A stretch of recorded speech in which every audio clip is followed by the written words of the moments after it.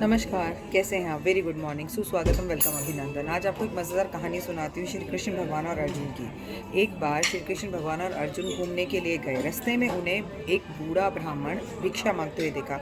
अर्जुन को जब ये दिखाई दिया तो अर्जुन को लगा कि इस पर दया आ गई कि इसकी कुछ मदद करनी चाहिए, और अर्जुन ने अपनी जेब से कुछ स्वर्ण मुद्राओं की थैलियाँ निकालकर उस ब्राह्मण को दे दी और कहा, जाओ अपना कल्याण करो।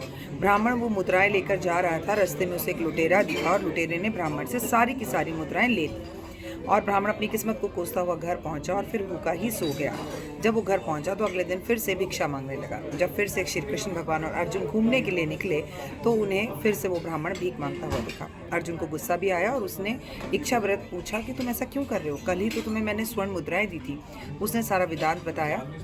अर्जुन को फिर दया आ गई और इस बार अर्जुन ने उन्हें एक बहुत बढ़िया माणिक दिया, बहुत मोटा माणिक दिया, और बोला, जाओ अब अपने घर। इस बार ब्राह्मण सतर्क होकर माणिक को छुपाता हुआ अपनी पगड़ी में रखकर अपने घर पहुंचा।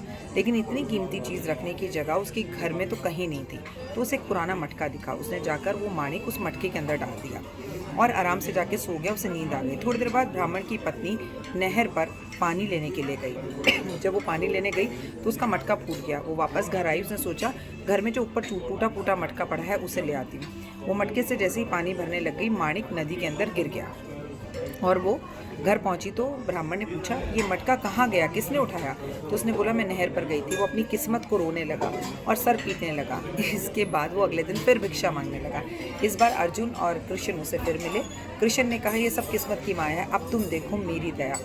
कृष्ण ने 2 आने निकाले, 2 रुपये निकालकर उसको दे दिए और बोला, जाओ तुम्हारा कल्याण हो। वो 2 रुपये लेकर वो रास्ते में जैसे ही चलने लगा, उसको रास्ते में एक मछुआरा दिखा। वो मछलियों को पकड़ रहा था। उसके जाल में केवल एक ही मछली आई थी जो तड़प रही थी। उसने सोचा, ब्राह्मण ने कि इस 2 रुपये से मेरा पेट तो भरेगा नहीं, इस मछली को ही मैं बचा लेता हूँ। उसने मछुआरे को 2 रुपये दिए, मछली को अपने पानी में कमंडल में डाला कि चलो इसे घर पे पाल लूँगा, और वो चलने लगा। जैसे ही उसने मछली को लेकर नदी में वापस डालना चाहा, मछली के मुंह से कोई चीज़ दोबारा से निकली। उसने सोचा, पालने से अच्छा इसे नहर में छोड़ देता हूँ, नदी में छोड़ देता हूँ।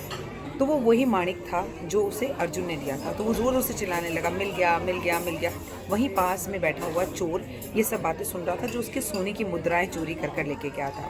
उसने सोचा, ये मेरी शिकायत कर देगा, अब ये मुझसे मुद्राएं वापस लेगा, ये राजा को मेरी कंप्लेन करेगा, तो क्यों ना मैं इससे मुद्राएं देकर वापस माफ़ी मांग लूँ। उसने सारी मुद्राओं की थैलियाँ जो अर्जुन ने उसे दी थी उसे दे दी और माफ़ी मांग ली। श्री कृष्ण भगवान और अर्जुन ये सब कुछ देख रहे थे। अर्जुन ने कहा, ये कैसी माया है, माणिक और सोने की मुद्राएं देने के बाद भी मैं इसका कल्याण नहीं कर पाया और आप 2 आने में कर पाए। श्री कृष्ण भगवान मुस्काए और बोले, अरे बेवकूफ़, अभी तक ये सिर्फ अपना सोच रहा था, अब इसने मछली का सोचा, किसी के प्राण बचाने के बारे में सोचा। अब ये काम वो कर रहा था जो ईश्वर का कार्य है। ईश्वर के कार्य में इसने मदद करी तो भगवान ने इसकी मदद करी। क्या आपने कभी किसी की मदद की है? किसी को नौकरी लगवाने की कोशिश की है? क्या किसी का भला किया है?